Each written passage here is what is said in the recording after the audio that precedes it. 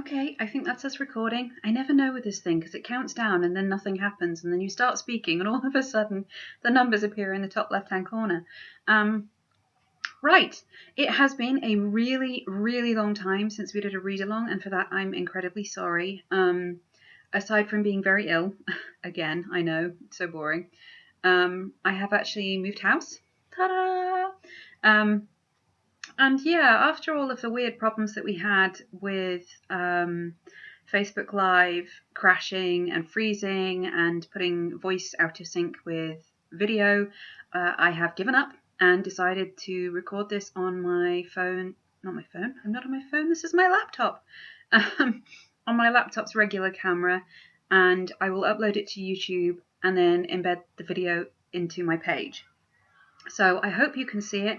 I hope this comes out better quality. I hope you can hear me. I'm really sorry about the seagulls. There is nothing we can do about them. You'll probably hear them chattering away in the background.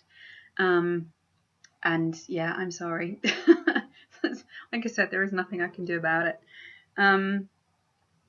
The good news is that because this is a regular video and it's not limited in any way by Facebook Live, I can finish the book today. So, yay!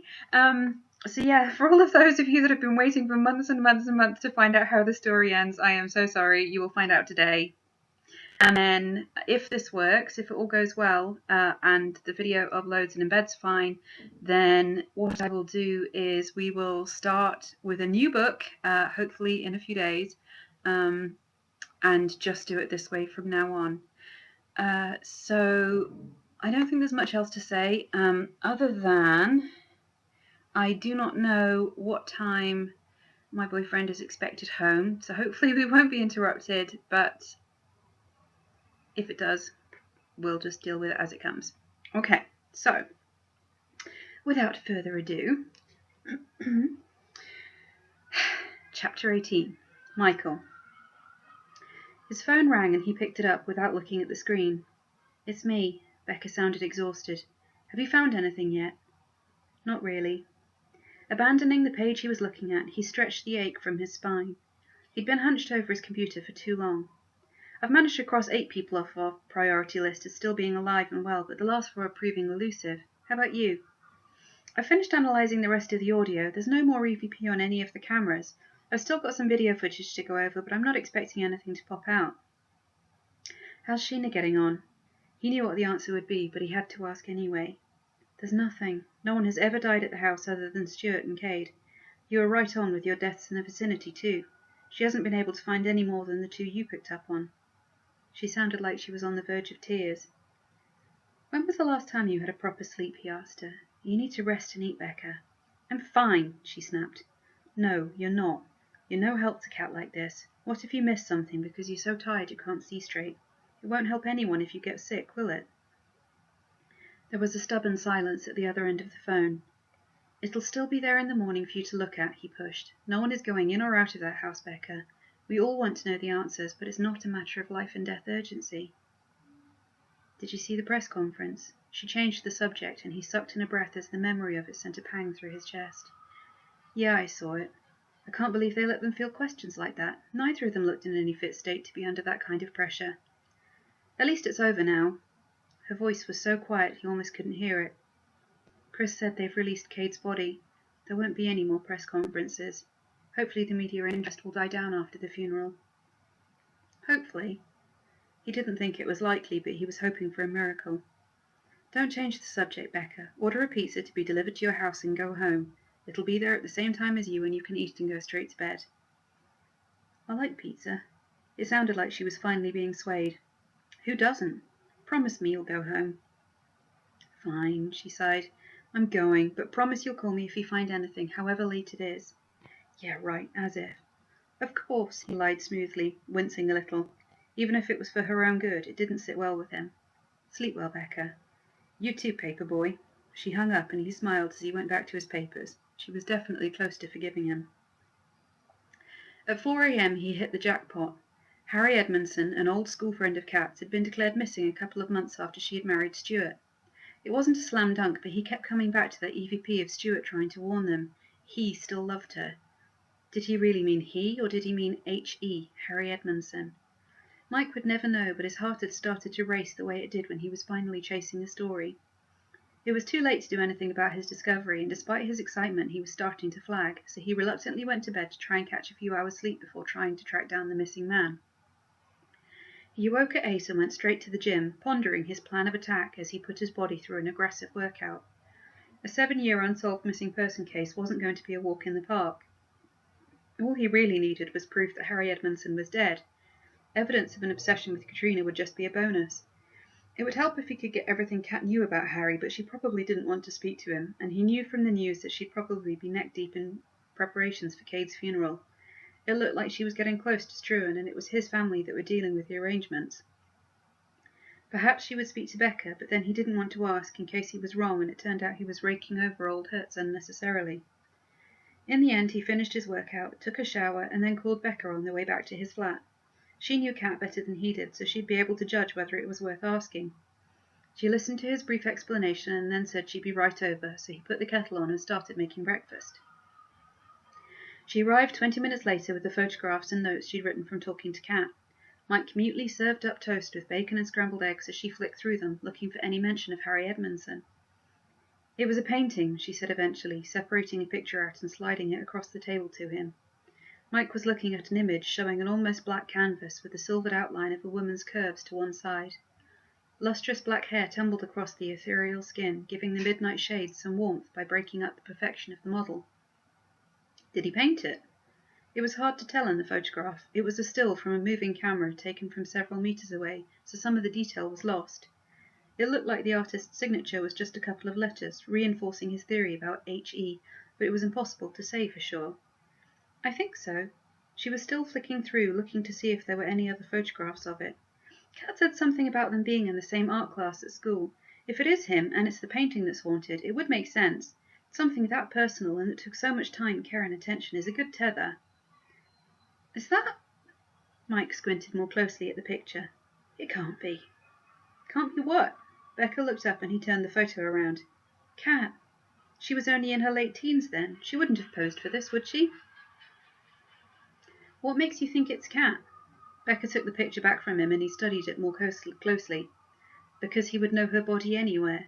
She sang through every fibre of his being. He could tell the curve of her spine from a cast of thousands. He missed her so much it hurt. The hair is the same colour as hers, he pointed out. I suspect it still looks like that when she doesn't pin it up and primp it. Besides, I was a teenager once, Becca. If a girl had stripped to the waist, possibly more, to model for me, I'd probably have become obsessed with her too. She nodded, accepting that. So where do we start? If the police investigated his disappearance and came up with nothing, it's not likely that we'll find him. Well, if I was writing an article about this, and I didn't have a primary or secondary source, my instinct would be to go to the people who knew him best. His parents, she guessed, and he nodded. We need to find out if they're still alive and where they are. Then we should go and see them. Okay. She didn't question, just pulled her laptop from her bag and finished her breakfast while she waited for it to boot up. They worked quietly together until Mike hissed with satisfaction. His father is dead, but his mother is still alive and living in the area where Harry grew up. He grinned. I'll go look her up in the phone book. It took him less than 10 minutes to find her number. Luckily, it was listed. He gave Becca an encouraging smile as he dialed it and waited for someone to answer. Hello? The voice sounded reedy and thin, like an old woman. Hi, is that Mrs. Edmondson? Mike tried to express warmth through his voice, but the woman still sighed. I'm not interested in claiming back any PPI, she snapped. Please stop calling me. I'm not calling about PPI. He blinked, and Becca stifled a smile. I'm calling about your son. My son? Her voice wavered. You're calling about my Harry? Yes, ma'am. I'm writing an article about missing persons, and I was wondering if you'd speak to me about him. Tell me what he was like as a child, and what happened when he left. He held his breath as there was a shocked silence at the other end of the phone. You're a journalist. Her voice was flat. Yes, ma'am. It's my hope that the media coverage will reignite public interest in the cases. Maybe a witness will come forward that hasn't done so yet. Maybe they hadn't heard he was missing. There was another long silence. Which paper do you work for? She asked suspiciously. How do I know that the article you're writing is going to get that much interest? Mike paused, wondering if he should gamble it, but at this stage they had nothing to lose. It was bad enough that he was already lying to her. I'm a freelance journalist, so I supply many papers, but you may have heard of me. My name is Michael Bannatyne.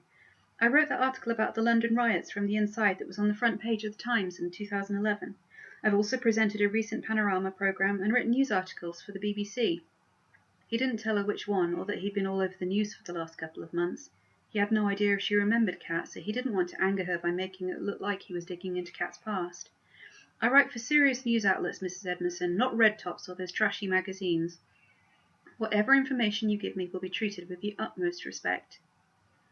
Fine. She exhaled a long breath. When would you like to come? Mike glanced at his watch. We can be there in an hour, he suggested. Is 11 too early for you? We could come after lunch. 11 is fine. The smallest amount of hope was creeping into her voice. Do you really think you can help find my Harry? If it was him haunting the house, they'd at least be able to confirm he was dead. I hope so, Mrs. Edmondson, he replied quietly. I'll do my best to find answers for you. They exchanged goodbyes and hung up. I'd better call the office. Becca took out her mobile. I assume you want me to come with you, unless you were using the royal we. No, I think you should come. Have you got a camera? I can pass you off as a photographer. She frowned. There's a mini kit in my car. It'll have a small digital camera in it. Is that good enough, or do I need to have a serious-looking lens? No, a small one will be fine. He set the phone back in its cradle and stretched. Give me 5 minutes to get everything I need, and then we'll get the show on the road. He rushed around his office, grabbing a notepad and a couple of pens, adding a small dictaphone to his document case as well. He put his shoes on and met Becca at the door. Did she sound respectable? The tech was fretting nervously, her fingers flicking through the ends of her lilac hair. She's not going to be put off by your appearance, he smiled, reassuring her as he locked the flat up behind them. She just wants to find her son. That said, he wasn't sure that turning up in a snazzy purple Fiat Panda was going to make the right impression, so they decided to take his car. Mrs. Edmondson lived in a small house on the outskirts of Bath. Someone has serious money, Becca whistled as they pulled up a small driveway 45 minutes later. Houses here cost a fortune. I couldn't find that much information on the late Mr. Edmondson. Mike was also studying the house, trying to see it as Kat would have.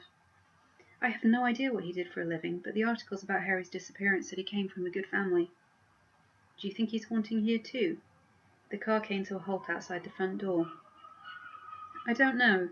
From what I understand of what Kat told me, the haunting at her place must take a lot of energy. I don't think he'd have enough to manifest here too. But you should probably take your whole mini-kit in, not just the camera. It's small enough to just look like a work bag. No problem. She let him get out first and followed slightly slower, shouldering the bag full of her mini-kit as she gazed apprehensively up at the house. He knew she didn't get out into the field often, so he wasn't surprised that she looked nervous. It'll be fine, he assured her, grabbing his document case from the back seat. Come on. The ramp leading up to the facade should have clued him into the occupant of the house, but he was still surprised when Mrs. Edmondson answered the door in a wheelchair. She was older than he'd expected, too. They must have had Harry late in life. She looked to be in her late 60s. She welcomed them, and they followed her chair to a well-appointed living room at the back of the house. Large bay windows took up a significant portion of the outside wall, and the sun was streaming in, painting the quaint English tea-room decor with light and warmth. Becca looked so out of place in amongst all the roses and china that Mike couldn't look at her for fear of laughing. They waited patiently as Mrs. Edmondson served them tea, and then they sat down to start the interview. The elderly widow gave them a lot of detail about her son, confirming where he'd gone to school and that he'd grown up in this very house. Mike noted down as many of the details as he could, while Becca respectfully and silently sipped her tea. The schools and sixth form college matched up to what had been on Kat's CV. This was definitely the Harry Edmondson they were looking for. They were both surprised when their host offered to show them Harry's room. At their startled nods, she blushed slightly. I can't bring myself to clear it out, she admitted. If I do, it'd be like accepting that he's never coming back. I can understand that. Mike touched her shoulder briefly as they rose to follow her upstairs. She'd had a lift installed to get her to the upper floor, but it was only big enough for her chair, so they took the stairs and waited patiently at the top for her to emerge. It's along here. She directed her chair right to the end of the hall and pushed open a door that was stiff from disuse. Following her in, Mike schooled his face to remain calm despite his shock. It was like entering a perfectly preserved time capsule from the early noughties. He'd be willing to bet that Harry hadn't left it this tidy when he'd left, but everything else was still in place, just waiting for him to come home. The bed was still made up with slightly rumpled sheets. Posters of Sarah Michelle Gellar, Jessica Alba, Jerry Ryan, and Trinity from The Matrix adorned the walls, along with bookcases crammed full of CDs that were a snapshot of late 90s and early noughties music. "Can you take some pictures?" Mike said quietly to Becca, and her jaw snapped shut as she nodded, rummaging through her bag for the camera. "I clean in here every now and then," Mrs. Edmondson offered quietly, touching a mug that was crammed full of pens and pencils on the desk next to an old computer. "But it's almost exactly as it was when he disappeared." "Didn't the police take anything?" he asked, and she shrugged, her eyes watering. "Not much. A hairbrush, a can of shaving foam, his toothbrush." She didn't need to explain why they'd taken those 3 seemingly odd items. They were for fingerprints and DNA for identification purposes in case they found a body. They returned his computer once they'd copied the hard drive. She forced a trembling smile. "I tried to plug it back in, but it was hard to get down behind the desk there. I'm not sure if I did it right." "Would you like me to check?" Becca offered unexpectedly. "I'm really good with computers, Mrs. Edmondson. I can have it set up for you in no time." "Would you?" Gratefully, she backed her chair up so that Becca could get into the desk. "I'd really like it to be here and ready for him when he comes home." "I understand." It took Becca a few minutes to move some of the cables around, but eventually nodded and smiled. "There, it should start up fine." "Thank you." Her smile was so heartbreaking that even Mike had to look away. He couldn't imagine what it would be like to hold on to that much hope for so long. "Mrs. Edmondson, we heard that your son was quite a gifted artist, but it's obvious that there isn't any of his work here. Do you have any of his paintings?" "Oh, yes." Her smile this time was bright. "He was very gifted. I have one hanging in the dining room, but I'm not sure about others. There may be some in his studio, but I've been unable to get up there, and the police weren't really interested in bringing anything down."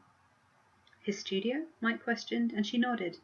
"Yes. When Harry turned 18, my husband and I paid for the loft to be converted to an art studio for his birthday. No one has been up there since he vanished." Excitement thrilled through Mike's body. "Could we take a look?" he asked hopefully. "I can take pictures to show you," Becca offered immediately. "If there are any paintings you want bringing down, we can fetch them for you before we leave." "That's very kind of you." She let them leave first and pulled the door close behind them, holding onto the knob for a few seconds. Watching her, Mike realized she was praying. Her lips were moving, and she repeated what was probably an age-old prayer for her son to come home. "The entrance is up there," she pointed when she eventually joined them. Overhead there was a ceiling hatch. "I'm not sure where I put the hook to pull it down, though." "Lift me up." Becca set her bag down and let Mike lift her so that she could reach the hatch, pulling it down and catching the stairs that started to descend. The whole mechanism creaked and squealed ominously as they dragged the steps to floor level. They were covered in dust. "I'll head back downstairs. Just come down when you're ready." "Thank you, ma'am." Mike checked she was okay getting into the lift, and then they headed up the steps into a surprisingly warm and light attic. Clearly part of the loft conversion had been to put in Velux and dormer windows along the length of the roof, allowing natural light for Harry to paint with. There were several finished canvases stacked to one side, neatly separated by sheets, and Becca started photographing them as Mike poked around the rest of the room. He knew that if there was something to find, it would be here. Not only had it been built around the time that Harry knew Kat, this had been his private space where he spent hours of his time painting. He may have even painted Kat in this very room. It was almost too easy for Mike to imagine her perched on a stool in a beam of moonlight from one of the skylights as Harry had painted her. "Have you found anything?" Becca asked, shifting a couple of paintings. "No, but something feels off in here." There had to be something, and he couldn't afford to get distracted by thoughts of Kat modelling for paintings. Something about the room was bothering him. Frustrated, he went over the tables and easels again, walking the attic from end to end. It wasn't until his third pass that it struck him. Kat had said to listen to the house at the beginning of every search. They all had their own sounds. "There's something under the floor." He stepped back. "Listen." He walked the entire length of the attic, and the floor didn't make a sound except for a small section to one side, beneath one of the dormer windows, where the boards squeaked beneath his feet. There's no reason for these boards to squeak unless someone had already loosened them. He dropped to his knees to study the area as Becca came over with her bag, pulling a torch out. "You think there's a hidden cubbyhole here?" she asked, shining the light along the cracks and joins. "If he supervised the conversion, he may well have asked for hiding spaces without his parents knowing," Mike shrugged. "Help me find the way in."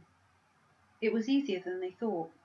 One of the boards had some of the tacks removed. Depressing one end hard brought up the other end, and once the first board had been removed, the ones to either side could be easily lifted out to reveal a wooden box about half the size of a coffin. Holy fuck, Becca breathed, reaching into it to pull out a sheaf of sketches. These are all She flicked through the papers while Mike reached in and extracted a leather-bound journal. It turned out to be a diary, and he paged through it, noticing that the writing got more and more uneven as he progressed. He was totally unhinged by the time he went missing. He shook his head. There's a lot about Kat in here. He was furious when she married Stuart. That was the beginning of the spiral. Oh my God. Becca set the sketches aside and pulled out a sheaf of photographs that had caught her eye. Mike shuffled around to see what had her so shaken up and gaped at the images she was looking at. Kat had modelled for Harry, right here in this very room. There were dozens of photographs of her messing about, smiling at the camera. She loved him back. Becca stared at one particular image of a young-looking Kat smiling at the camera. This is more than just friendship. Look at her eyes. We need to take these. Mike set the journal on the windowsill to start gathering things up, but the sound it made tweaked his senses. Lifting the journal, he rapped on the sill with his knuckles. Does that sound hollow to you? Without waiting for an answer, he lifted the wooden sill to reveal yet another hiding space. This one was rammed full of small canvases. Nausea slammed his gut as he started pulling them out. The painting on Kat's wall was one of a series, but hers was the only one that wasn't damaged. These had all been slashed and defaced with red paint, leaving only slices of perfection shimmering amidst the madness. He was crazy, Becca whispered. He's definitely our ghost. Feeling dirty for just touching them, Mike lined the canvases up against the wall. You take pictures of these while I gather up these papers, and then we need to head downstairs. Mrs. Edmondson will start getting suspicious. They worked quickly to gather the evidence before cramming the canvases back into the wall space and putting all of the planks back where they should be. Descending the stairs and pretending everything was fine as Becca showed Mrs. Edmondson images of the normal paintings that were in the attic was one of the hardest things he'd ever done. Becca was no less unsettled. Her face was pale as she grimaced her way through smile after smile. The old lady asked them to bring down just one painting, one that showed a bowl of peonies, which were her favourite flower, and Mike fetched it for her. Once that was done, they couldn't get out of the house fast enough. Without speaking, they got into the car and drove for almost 5 miles before Mike pulled over into a lay-by, and they sat, staring out of the window. We need to call the others, Becca said eventually. They need to see this. Agreed. Mike's hands were shaking. We've got to destroy that painting. We will. Still pale, she reached for her phone and dialed the office with trembling fingers. Hi, Chris, it's me. Can you call a meeting, please? I'm on the way in with something you need to see. She listened. No, not everyone. You, Sheena, Kat, Struan, and maybe just the other investigators? She listened again and then agreed, hanging up without saying goodbye. This is so messed up. Mike couldn't chase off the chill in his bones. It wasn't often he got to see madness so up close and personal. He was totally obsessed with her. I feel bad that we stole that stuff. Becca sounded miserable. That old woman was so sweet, and we totally lied to her. We'll give it back, he promised, but I don't think she's going to want to know that her precious son is killing people from beyond the grave. Will you write the article? She looked up at him. She's expecting an article about her missing son to go out in a major paper so that someone can help find him. He shrugged. I'll have to write something, but it won't be what she's expecting. That's for sure. He finally restarted the car and pulled back out onto the road. They drove all the way to the office in silence, trying to make sense of what they'd just found. They were so wrapped up in the discovery that it hadn't occurred to either of them to worry about Mike's reception at the office, so they were startled when Struan just about vaulted the desk to punch him. What the hell is he doing here? Chris demanded, holding back the furious ghost hunter. I went to him for help, Becca was defiant. He's the one that found the answers. You need to hear him out. I just want to help. Mike rubbed his swelling cheek where Struan had gotten a decent right hook. His ears were ringing from the blow. Look, I know I fucked up and I'm sorry. I'm trying to put things right. Let him stay. Kat sounded exhausted. I don't care how we find the answers, as long as we find them. We definitely found something. Becca looked at Struan and he finally settled, shrugging off Chris's hands. Fine, I won't hit him. He stalked off into Chris's office, swearing under his breath, and Chris sighed. If you harm any member of my team again, Stru's going to have to take a ticket and wait in line. Do you hear me? He said seriously to Mike. Loud and clear. Mike held his gaze until they came to some unspoken understanding. Good. Come in and show us what you've got. Chapter 19. Katrina.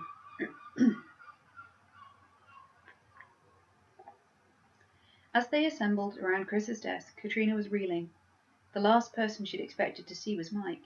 She couldn't take her eyes off him as they all followed Chris into the conference room and closed the door. Feeling off balance, she sat next to Struan and took his hand, clutching it tightly in hers as Becca and Mike started emptying things onto the table. Long story short, we think we've narrowed it down to one object, Becca announced without preamble when Mike nodded to her. Yeah, we looked at the list of items you gave Becca and separated out all the ones that were given to you by men based on the EVP saying, he's coming and he still loves her. It left us with 12 names. He flipped through his notepad and listed them aloud. They were all friends and family. Kat couldn't believe that any one of them would want to hurt her. Most of them were fairly easy to locate on the internet as being alive and well. Again, long story short, the only one I couldn't find any record of was one Harry Edmondson. Harry? Kat gaped to him in disbelief. You think it's the painting? I know it's the painting.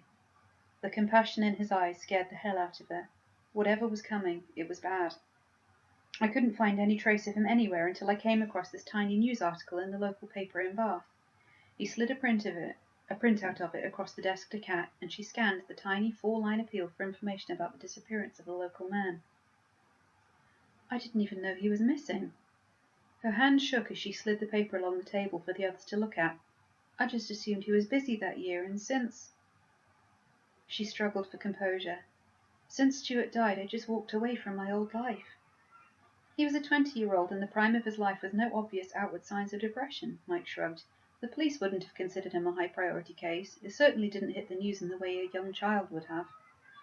We figured we couldn't just pin it on him without knowing for sure, so we went to visit his mother. Becca took up the story. You went to see Christine? Snippets of her childhood were coming back to her with an impression of rose-patterned wallpaper and china teacups. Yeah, it was sad. Becca shifted uncomfortably. She told us about Harry and confirmed that he went to the same school. She showed us around his room and then let us go up to look at his studio. The attic, Kat nodded, a flood of memories overwhelming her. He loved that place. He did, Becca nodded. Kat, what was Harry to you? Sensing there was more to the question than what was being said aloud, Kat knew she had to tell the truth. Harry was my first love. She fought the sudden prickling of tears, swallowing down her sadness. We met in art class when we were 14. Both of us liked to paint. When we were 15, we started going out together. She shivered. When we were 16... He was your first, Chris pushed gently, and she nodded, unable to speak for a few moments. They all waited in silence until she choked it down. We were young and infatuated, she said eventually. We thought we'd be together forever. All through sixth form, we dreamed about becoming famous artists. I modelled for the painting that hung over my bed, amongst others. We painted and laughed and loved. So what changed? This time it was Mike that asked, those silver grey eyes almost hypnotic. She couldn't look away. Stuart happened. Harry went away to university and the distance was hard. We'd never had to work at being together before. It had always been so easy.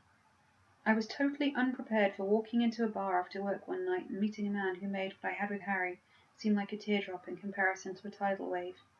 He was overwhelming.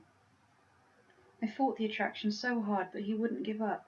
He kept chasing me until I broke it off with Harry and started going out with him. A month later we were engaged, and 5 months after that we were married. Less than a year later, he was dead. How did Harry take the news? If Struan hadn't been squeezing her hand every now and then, she could believe it was only her and Mike in the room, so intense was the connection between them. It was hard to tell. He seemed okay, angry but almost relieved. I thought he'd found the distance just as hard as I had. She shrugged. We agreed to remain friends, and the painting was a wedding present. The memory that Stuart had loved that painting stung in her lungs like wasps were swarming her chest cavity. They'd both been excited to put it up above their marriage bed. Well, he wasn't okay with it. Mike finally broke their gaze to look at the items on the table. He was obsessed with you, Kat. We found dozens of sketches of you. He handed across a sheaf of sketches, all of her in various poses, or just parts of her. She found one that was just her eyes, with a curl of hair bouncing across them. Shuddering, she pushed them to one side for the others to see. We also found a collection of photographs. Becca handed those over too, and Kat flicked through them. I didn't know he'd taken most of these. She paused over a picture that was darker than any of the others. I didn't know he'd taken that one. Pulling it from the stack, she passed the rest on and closed her eyes, recalling that night as though it were just yesterday. At first she'd been scandalized when he'd asked her to pose in the nude for him, but he'd pleaded and cajoled, and eventually she'd relented. She'd felt like an idiot perched on the stool in a bright beam of light from outside. It had been a full moon in the middle of winter. The sky had been crisp and clear, and she'd spent the 2 hours she'd been sat there gazing at the stars, totally lost in thought. She'd been freezing when he'd finally brought her a blanket and told her he was done for the night. She'd seen the canvases stacked up against one wall, 9 of them, covered in pencil outlines and the base blocks of colour, just awaiting the fine detail. He'd called it his Moonlight Sonata, the curves of her waist so like that of a cello. She'd returned the following night for him to fill in more, but after that they'd lost the weather. The clouds had drawn in and blocked out the moonlight, and the moment had been lost. She didn't know he'd finished them. It had been only a few weeks before he went away to study. She'd been astonished when the painting had turned up a few days before the wedding with a card wishing them well. Were the other paintings there? She asked. There were 9. We found them. Becca was plugging the camera into her laptop to download the data from it. They were badly damaged, though. When she turned the screen around to show them the pictures, Kat wasn't the only one that gasped. They had been utterly defaced with long slashes and rips in the canvas. Despite that and the vivid splatters of red paint, they were obviously recognizable as being from the same series. Did he do that? She couldn't believe it. There was so much anger in the destruction, it was almost incomprehensible. We believe so, Becca said when Mike just shrugged. They were wedged into a secret compartment exactly as we found them. They'd been damaged and then packed away. We also found this. Mike slid a journal across to her. What is it? She didn't want to touch it. It's Harry's diary. I haven't read the last pages, but it clearly shows a spiral of deterioration in his mental state. He makes mention of hauntings. I don't know for sure, but I think he sent you the painting with the deliberate intention of using it to come back. That's why he destroyed the others. When she didn't move, Struan picked it up and flicked through it, turning to the last written page.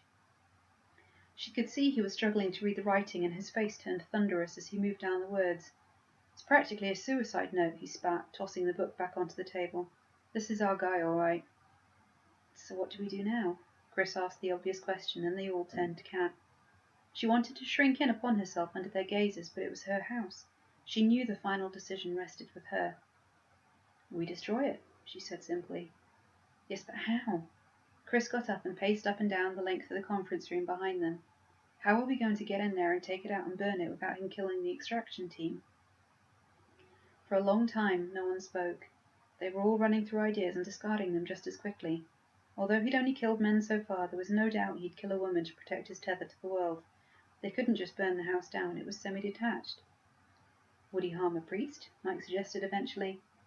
I don't know how possessions work. Chris came to a halt by the window and looked out. Going by the fact that Caden genuinely believed he was safe and still got killed, I don't think a belief system is going to protect anyone.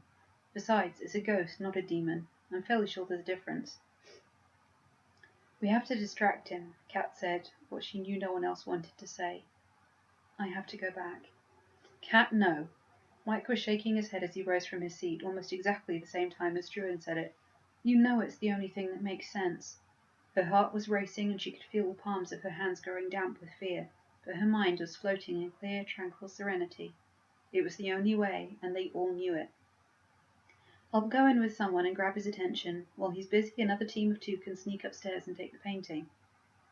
Grab his attention how? Becca asked, looking for a flaw in the plan. It's me he wants, she reminded them, so we give him a host and I'll encourage it. You want to take someone in there and let him possess them? Becca's jaw dropped. Have you lost your mind? It's the only way, she repeated quietly, and she could tell from the faces around her that they were all thinking the same thing. I'll do it, Mike said softly, and she shook her head. You can't. I'm not afraid. His tone turned angry, and she would have laughed if it wasn't so horrible.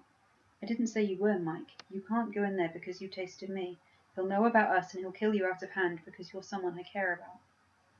You care about me? Still? The hope in his face hurt to look at, and she was grateful when Struan ignored him. I'll do it. Thanks, Stru. She looked at the table. Who wants to be in the extraction team? This is madness. Becca was shaking her head. You can't do this, Kat. If you go into that house, he will kill you. No, he won't. I believe Stuart. Harry still loves me. He won't kill me if I give him what he wants. I've got kids. One of the other investigators shook his head. I'm sorry, Kat. I love you like a sister, but I can't do this for you. My wife and children have too much to lose. I'll go, Chris said firmly, quelling anyone that wanted to protest with a solemn stare.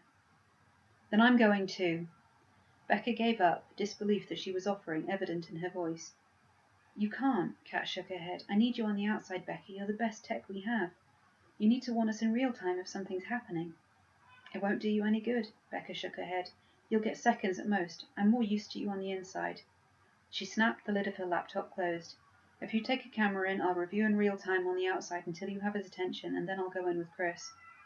Kat opened her mouth to protest, but Becca didn't let her get a word in. I'm not arguing with you, Kat. You need a fourth and no one else is going to volunteer. I'm going. And that was that. It was decided.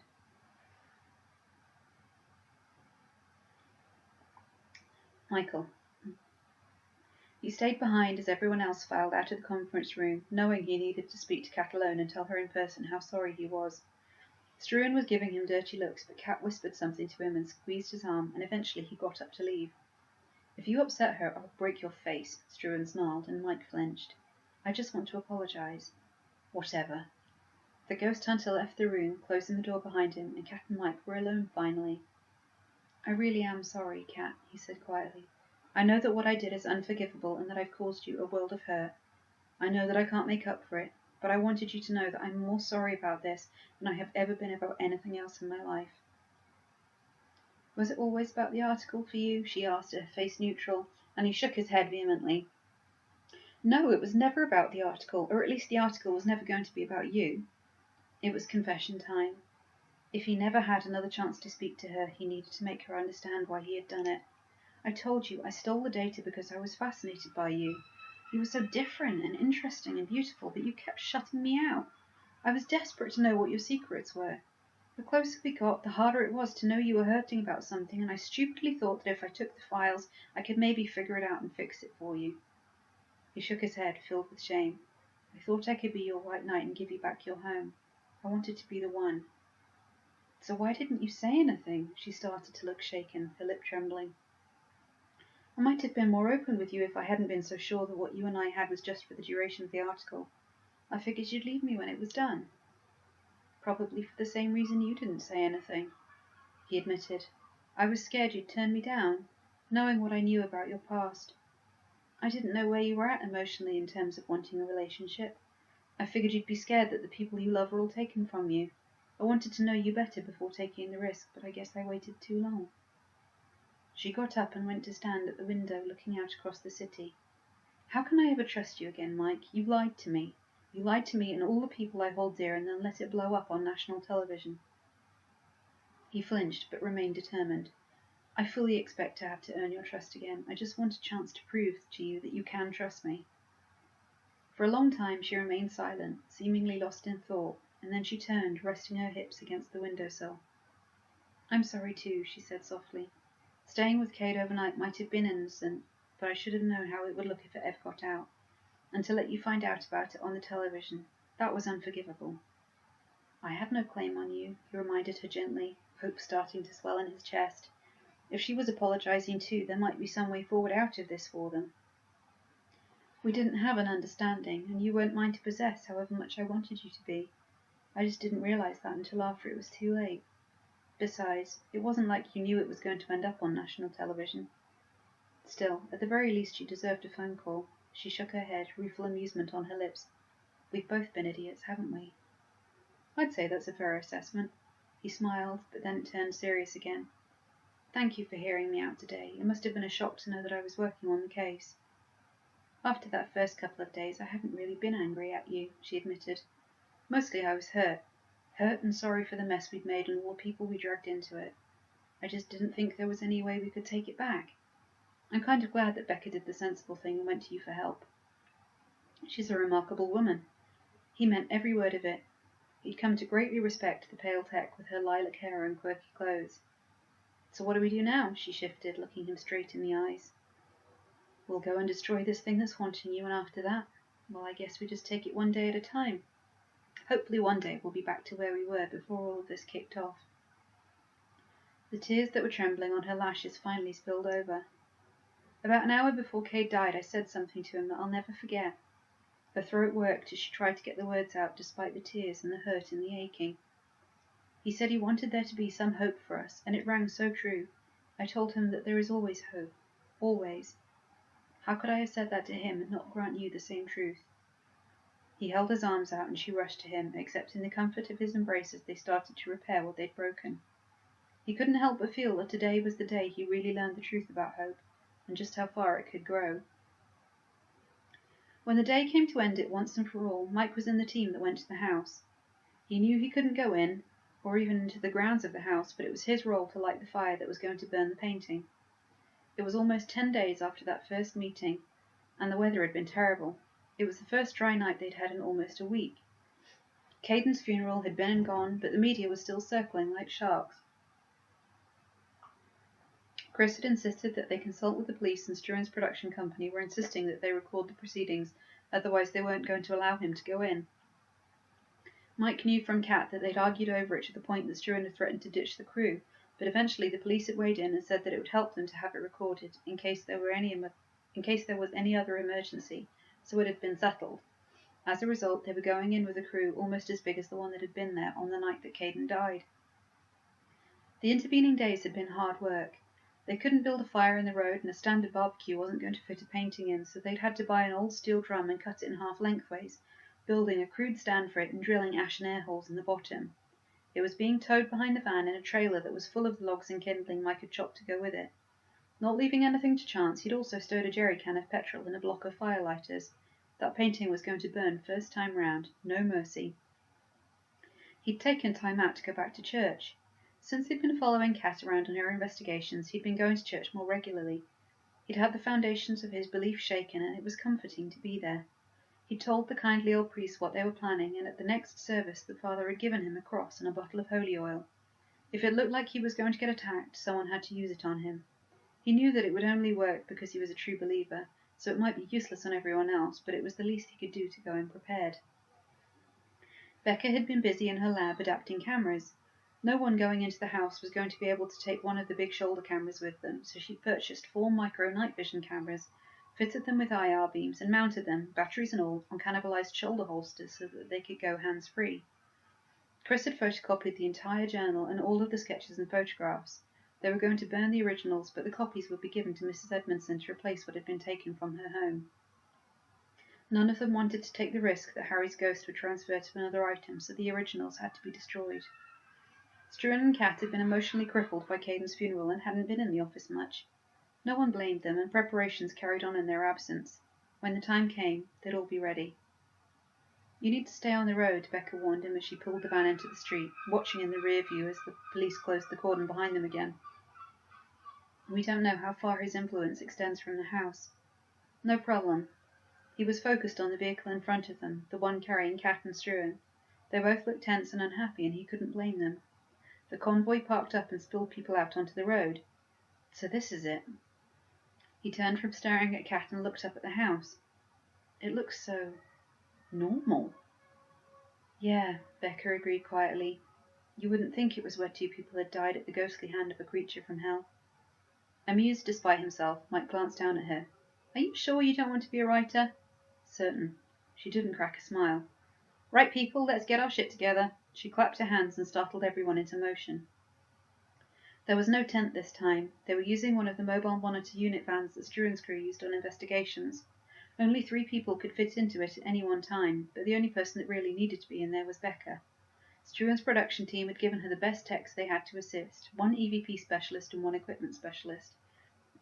Between them, they were going to know what was happening, and everyone else had to wait outside. As they were preparing the 2 static cameras Kat and Struan were going to try and put in the living room, Mike headed across to speak to her. Are you sure you want to do this? He asked quietly, and she shrugged. What choice do I have, Mike? I can't let him keep hurting people. She looked up at the house, her face an unreadable mask.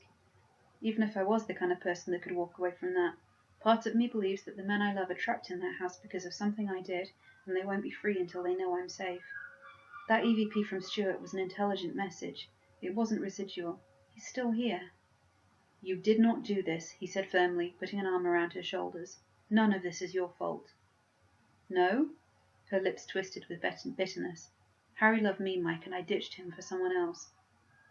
You weren't to know that he was unstable? He squeezed her, trying to give her some comfort and reassurance. Hey, are you ready? Struan came over, giving Mike's arm around her shoulders a dirty look.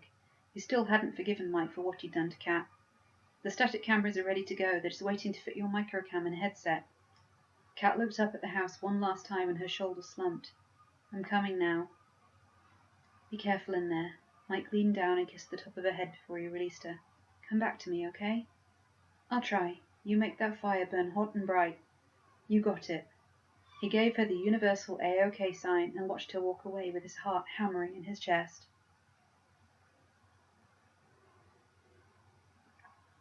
Chapter 20. Katrina. The weird calm that had enveloped Kat since the meeting was still in place as Becca hooked up her harness and battery packs. If it gets to be too much, you just come out. Becca sounded almost angry as she yanked straps and tested power cables. This is not worth dying over. He won't hurt me. Kat floated serenely above her fear. I'll be fine. Going in there with that attitude is what got Caden killed. There were high spots of colour in Becca's cheeks. I know, but this is different. Kat caught Becca's arms and pulled her into a hug. One way or another, this is going to end tonight. Whatever is waiting in that house is dark and unstable, but at the end of the day, he loves me still. That's what Stuart said, and I trust my husband. I can't trust him, Becca swiped at her eyes. I never knew him. I wish you had. Kat let her go and picked up her headset. He was a remarkable man. She put the earphone in and hooked the throat mic around her slim neck. Testing, testing. This is Cat Mike. Receiving at base. Loud and clear. Are you hearing us? The earphone burst to life with barely any static in her ear, and she gave the techs a thumbs up. Loud and clear. She heard Struan testing his set, followed by Becca and Chris. They all came back positive, and there was a moment of silence as they all realized that this was the point of no return. They could walk away now and forget this, or they could go into that house and maybe never come out again. Kat, Stru, you're good to go. Trigger word is moonlight. The equipment tech prompted eventually, and Kat nodded. Struan?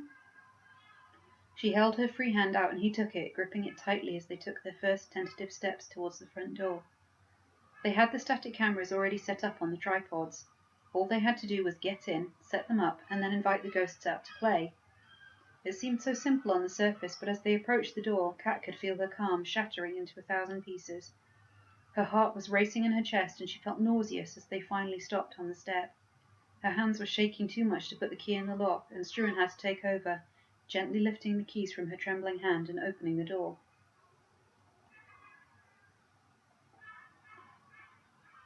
The house was dark and silent as the grave, even the streetlights not penetrating the blackness within. Kat felt like she was teetering on the edge of an abyss. Stepping across the threshold was the bravest thing she had ever done. Leaving the door open, they moved quickly into the living room and set up the cameras to point at the ruined sofa, gripping their torches in their teeth so they could see what they were doing. Kat tried not to look at the walls or the damage, focusing on what she was doing and nothing else. She could feel the panic rising in her throat, but forced it down. She couldn't afford to lose it in here, not when there were so many lives at stake. Statcam 1 is live, she heard Becca whisper in her ear. That was Struan's camera. She pressed the power button on hers after plugging in the cables and waited a second. Statcam 2 is live. Good job, people. Becca sounded terrified. Good luck, guys. For a moment, Kat couldn't move, and then anger inexplicably surged through her chest. She was sick and tired of being afraid of this freak that had destroyed her life and killed 2 good men. Enough was enough. Harry, she called out. Are you here? They listened, but the house remained silent. It is you, isn't it, Harry? She tried again, picking her way through the broken glass on the floor to perch awkwardly on the shredded cushions of the couch. Struan was checking his EMF meter and temperature gauge, moving slowly around the room. Kat's heart was racing so fast she was starting to worry that it might rupture in her chest. The tension was unbearable. Stuart, are you here? If you are, I just wanted to say I'm sorry. I didn't know. She took a deep breath, trying an old trick of finding the pulse point in her wrist and letting the steady beating soothe her. You too, Caden. I'm sorry. So very sorry. If you're here, you know what we're doing. We're picking up an EVP. Becca's voice came across to her. Stevie's playing it back now. Kat nodded, not wanting to say anything and mess up the audio. Struan gave her a thumbs up to show he'd heard it too.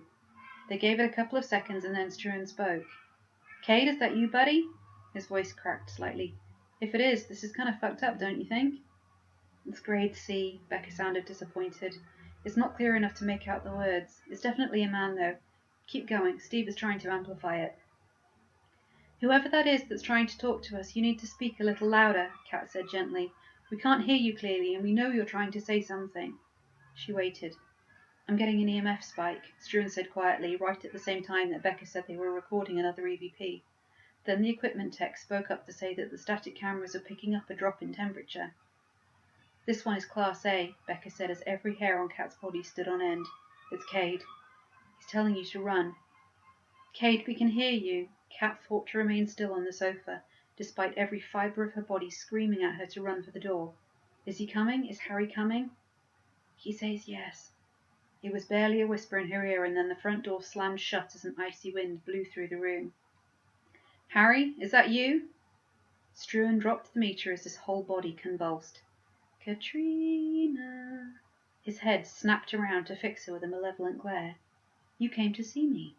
How nice. His S's were sibilant, almost reptilian. Of course I did. She fought not to pass out. I didn't know it was you, Harry. As soon as I found out I came. How could I not? You're my best friend. I'm not your friend. You broke my heart. He stalked towards her, but she refused to move. Weirdly, the calm was starting to descend once more. But you took care of that, didn't you? You killed the other men in my life, Harry. There's only you now. Always you. Confusion and uncertainty flickered across Struan's face, looking eerie in the torchlight. Kat knew she had to press her advantage. I never stopped loving you, you know. You were my first. And I'll be your last, he snarled, lunging for her. She let him bear her down onto the cushions, not fighting him. Why make it just once, Harry? She ran a hand down Struan's face, and his whole body shuddered with some unnameable ecstasy. I've learned my lesson. I'm coming back. You can take me anywhere you want to. This is a trick. He reared up as though to strike her, but she didn't flinch. Kiss me and I'll prove it. I want you, Harry. I brought this man here for you to use. He wavered and she pulled him down. Kiss me, she whispered again. I mean it. I'll do anything. He snarled and crushed his lips savagely to hers. Kat closed her eyes, tears seeped from beneath her lids, and kissed him back, reminding herself deep within that this was Struan. It was his lips on hers. It wasn't a true kiss from the grave. Harry might be in charge, but Struan was flesh and blood, and he was her friend. He wrenched away with an agonized wail. You came back! He grabbed handfuls of his hair and pulled, bouncing in place, still straddling her as though he didn't know what to do with himself. This was the tipping point, the event horizon. Whatever she did or said next was going to determine whether she lost him or whether he went with her. There was nothing she could say to break the spell, so she slowly and carefully moved her hands, raising a top above her head and dropping it to the side, surreptitiously checking that the camera lens was clear. It was awkward with the wires and the holster still connected to the battery pack on her belt, but it couldn't be helped. She took Struan's hand and pressed it to her breast over the red lace underwear she'd hoped she wouldn't need. Red had always been Harry's favourite colour on her. It was strange how the little details of their time together had surfaced as she prepared for this day. Stuart had loved her in black. Despite his amusement over her washing, Caden had always wanted her as naked as the day she was born, lingerie be damned. Katrina. He gazed down at her, his eyes pools of darkness. You always did look good in red. I wore it especially for you, she murmured. I remembered. So obedient. The sibilance was back, and his hand tightened, squeezing to the point of pain. I want to hurt you the way you hurt me, Katrina. You already have, she choked out. I've been in pain for 7 years, Harry. It's not enough. He angrily snatched the cups of her bra down, exposing her breasts, and leaned down to bite one. She cried out in pain and shock, clutching his head but trying to force herself to stay still. Harry, please, she gasped. Harry, please, she gasped. I came back because I love you, but there's only so much I can take. If you break me, I'll have to leave again, and you'll never get to fuck me. Fuck you? His head jerked up as it finally dawned on him that what she was offering was immediate and present. Yes, she whispered. I came back because I want you, Harry. How many times do I have to say it? Show me. Still untrusting, he straightened up and she lifted her chest to undo her bra, putting it down next to her t-shirt. Gingerly she reached for his belt, not knowing how far she'd have to take this before he was so involved that the others could sneak in. At the moment he was too suspicious. He remained frighteningly still as she removed Struan's belt and undid the button of his combats. "You're really going to do this?" he said as she lowered the zipper. "Don't you want me to? Haven't you waited long enough to feel the heat of a woman beneath you?" Her cheeks were flaming scarlet at the dirty talk. It wasn't something she ever said to her partners, but she had to force herself to keep going, relying on what she'd read in books and hoping it didn't sound too stilted. "You know what it's like to be inside me, Harry. Don't you want to experience that again?" He snapped, collapsing down onto her as his body heaved with sobs. "I missed you, Katrina. You left me, and I missed you." "I missed you too." She smoothed her hands down his back, smelling Struan's familiar fragrance and being oddly comforted by it. "Let it go. Be with me now." This time when he kissed her it was still harsh, but not as bruising as it had been before. He shoved a hand down inside her jeans, and her hips automatically rose to meet it as a small surge of triumph rolled through her. He was committed. They might actually do this. "Oh, God," he groaned, his breath rough in the cold air. "You feel so good. I'd forgotten." "Take them off," she whispered. "You always did love the way my skin looked in the moonlight." "It's like porcelain," he whispered reverently. "It glows." He withdrew his hand and worked the button on her jeans, yanking them down her legs as she listened carefully for any sign of movement at the front door. She didn't know how long it was going to take them from the time she said the trigger word, moonlight. Her trousers got stuck at her knees, and he growled with frustration. "Take your t-shirt off." She forced a smile up at Struan's familiar and yet frightening features. "I'll deal with these." He rose completely off the sofa and ripped his t-shirt off, dislodging the earphone as she'd hoped he would. Seconds later, a quiet whisper came over the sound system. They'd seen it go and knew it was safe to talk. Steve told her that Becca and Chris were outside preparing to come in, but they were waiting until Harry was fully engaged. Wriggling out of her jeans, Kat kicked them to the side too, praying that her battery pack didn't disconnect from her camera. At least the one for her mic was built in. Harry almost fell over in his haste to kick off Struan's trousers, and she swallowed the fear that rose in her throat. She was actually going to have to do this. She was shaking when he moved over her again. "Are you scared, Katrina?" he whispered in her ear, licking the curve of her neck. "Should I be?" she countered, running her fingers up the back of his neck and into his hair. She'd never touched Struan's hair before, and it was surprisingly soft and thick. "I've never been one for restraint," he admitted, licking her again. "God, you taste good in the flesh. These second-hand snatches I've been getting did not do you justice." "Then taste." This was perfect. She pressed her palms to the side of his head, conveniently covering his ears as she guided his mouth to her chest. Seconds later she heard the door crack open as Chris and Becca entered as silently as they could. She moaned in what she hoped was an enthusiastic manner, covering their dash across the doorway. There was barely a flash of shadow as they took the stairs. "Oh, Harry!" she exclaimed. "That feels so good!" She hoped no one else was in the van watching this. She sounded like the soundtrack for a really bad porn movie. It was humiliating. Her cheeks were burning with shame and anger, and she gasped again as he bit her, leaving a red welt on the smooth curve of her breast. "You're mine," he snarled, biting her again as she tried not to flinch. "Yes, Harry, I'm yours." She listened desperately for any sign from upstairs as he moved further down her body, licking and biting as he went. She was going to be a mass of bruises in the morning, but it was a small price to pay if it allowed the others out of the house without incident. His head moved out of reach of her hands, and she swore inwardly.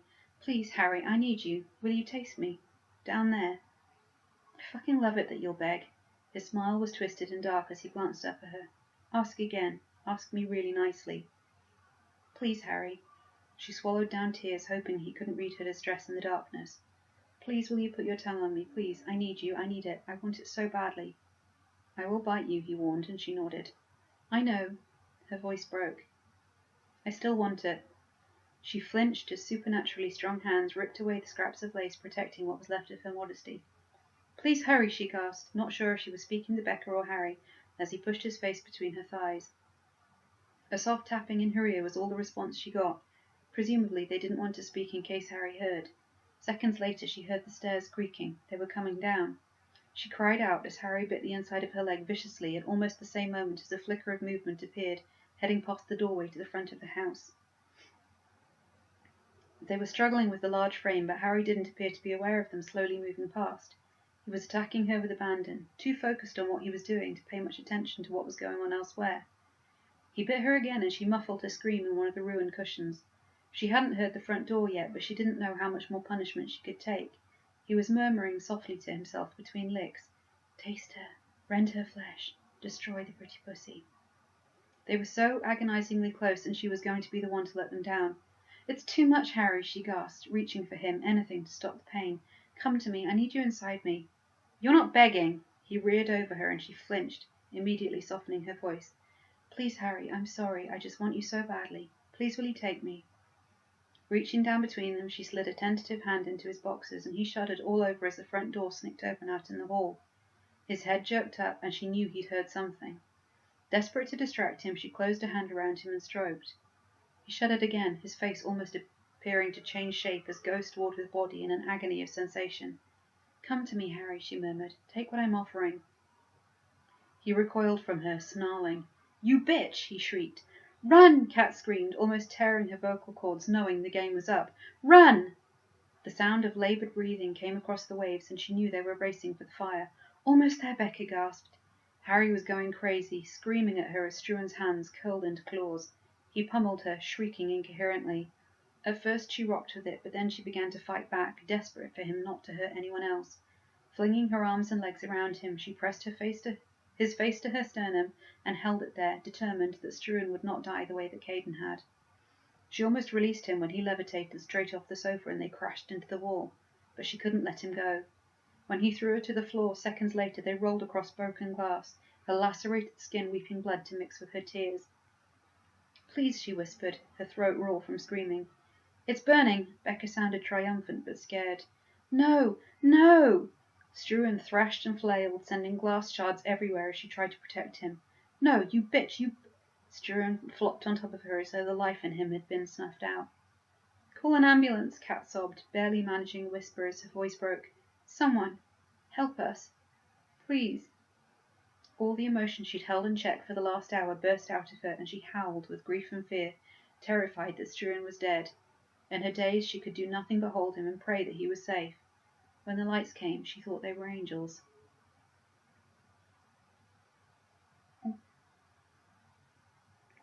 Michael. He'd wanted to cheer when Becca and Chris had appeared, wrestling with a painting as they raced across the front lawn. They all stood and watched the painting burn with savage joy until the screaming from the house started. He tried to run to her, but they'd held him back. "No," Becca snapped, "we'll go. He might not have left Struan. Leave this to the people that have the experience." Sadness in her eyes said she was hiding something else, and icy fear slithered through his belly. What had she seen when they'd entered the house? He knew from the grim faces of the text that whatever she was doing in there was bad. The wait for news was unbearable, and made even worse by the screaming wail of sirens as 2 ambulances raced into the street and paramedics and police officers swarmed the property. They brought Struan out first. He lay, still and pale, on the stretcher as they wheeled him down the path towards the waiting unit. It wasn't until they drew closer that Mike realized Struan was covered in blood. "Is he still alive?" he called across, unable to help himself. "He's just unconscious," the paramedic called back as he rushed past. "Most of the blood is hers." Mike's vision fuzzed as he spun around to stare at the house, willing them to bring Kat out alive and unhurt. There had been too much blood. Way too much blood. Minutes later they rushed a second gurney into the house, and Mike sank slowly to his knees, praying harder than he had ever prayed before that she would be okay. He promised God everything in his power if he would just bring the woman he loved out of that door alive. "Please, God," he mumbled, tears wetting his cheeks. "Please, let her be okay." When the paramedics reappeared, he scrambled to his feet and raced for the doorway, ignoring the shouts behind him. He had to know. They were still working on her as they rolled the gurney down. She was too pale underneath the welts and smears of blood that crusted almost every inch of her body. Were those bite marks? He reeled as the extent of her injuries became clear. She was bleeding from dozens of different wounds. "Let them do their job, Mike." Becca got in front of him, her face puffy from crying. "Move out of the way." He hadn't realized he was stopping them. Shocked, he stepped aside and watched as they loaded her into the back of the ambulance. The jarring perfection of her face above all that damage made bile rise in his throat, and he turned and threw up into the bushes. It was worse than he'd ever imagined. "Come on." Chris helped him upright. "Let's get to the hospital." Katrina.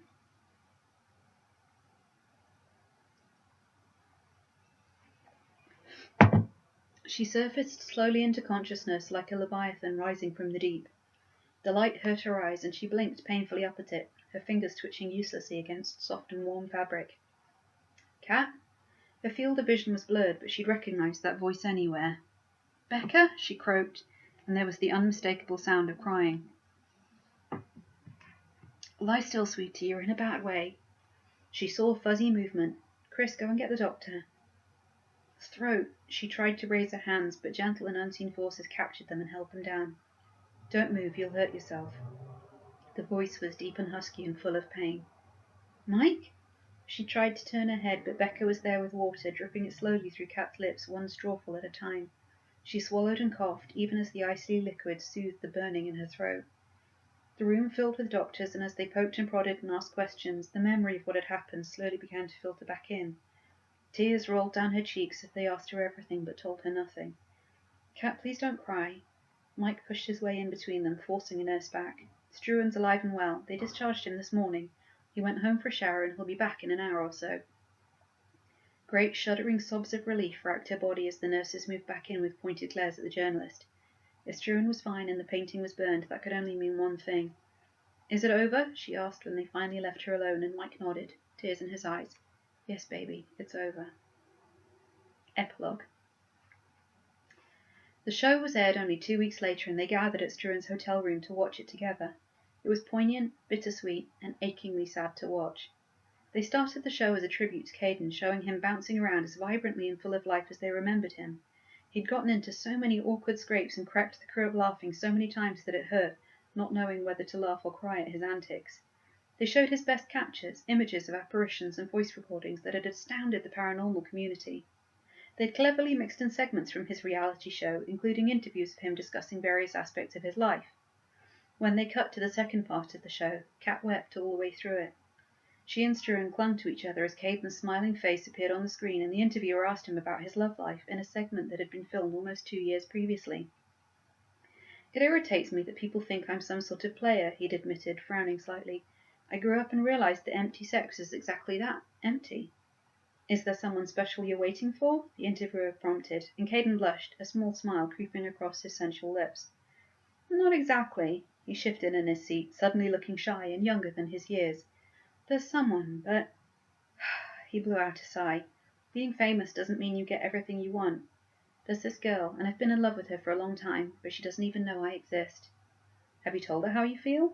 The interviewer sounded sympathetic, but Caden just shrugged. I've asked her to marry me twice, and she's turned me down both times. What can I do?